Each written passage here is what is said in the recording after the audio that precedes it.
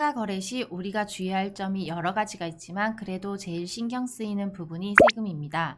부동산을 사고 팔 때 일반적으로 취득세, 등록세, 양도소득세가 있으며 그리고 부동산을 팔 때 세무서에 사업자 등록을 하고 임대 수익이 발생하는 상가의 경우에는 세금이 하나 더 있습니다. 그게 바로 부가가치세입니다.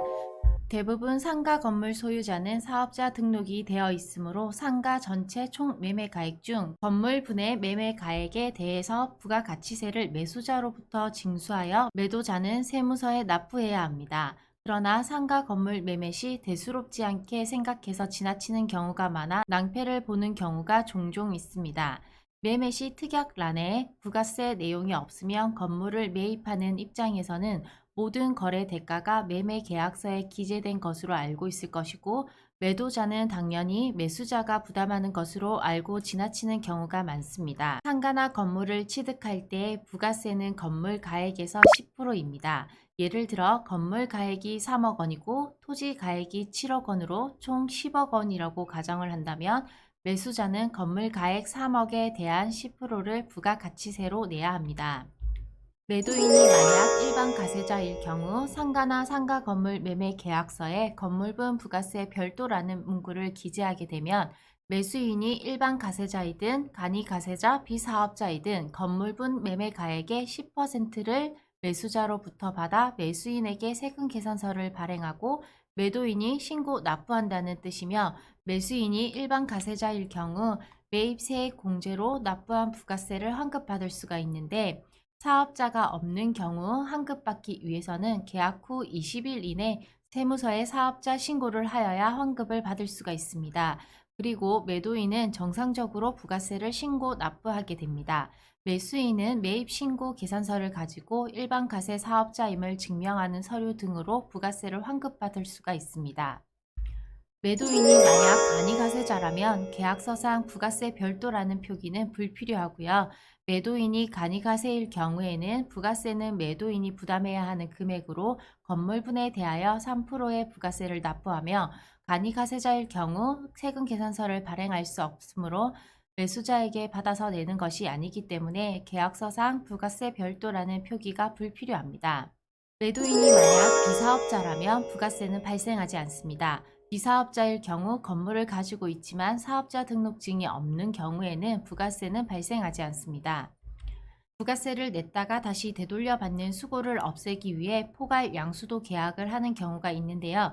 포괄 양도 양수 계약이란 사업장별 사업용 자산을 비롯하여 인적 시설 및 권리를 포괄적으로 승계하는 것으로 양도하는 것을 말하며 즉 그 사업에 관한 모든 권리와 의무를 포괄적으로 승계하는 것을 말합니다. 매도인과 매수인이 사업 형태가 동일하고 가세 유형도 동일하다면 계약서에 부가세는 포괄 양도 양수한다라는 특약을 넣으면 사업상 포괄 양도 양수로 보아 부가세를 부담하지 않을 수 있습니다. 매도자와 매수자가 똑같은 임대 목적으로 사용을 할 경우 부가세를 서로 주고받거나 주지 않아도 됩니다.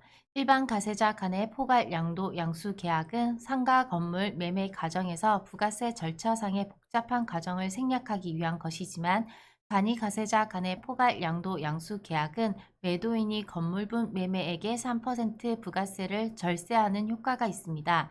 따라서 포괄 양도 양수 계약은 세금 계산서 발급 대상이 아니고 부가세를 거래 징수해서는 안 됩니다. 사업 포괄 양도 양수는 사업의 동일성이 유지되면서 경영 주체를 교체하는 것을 말합니다.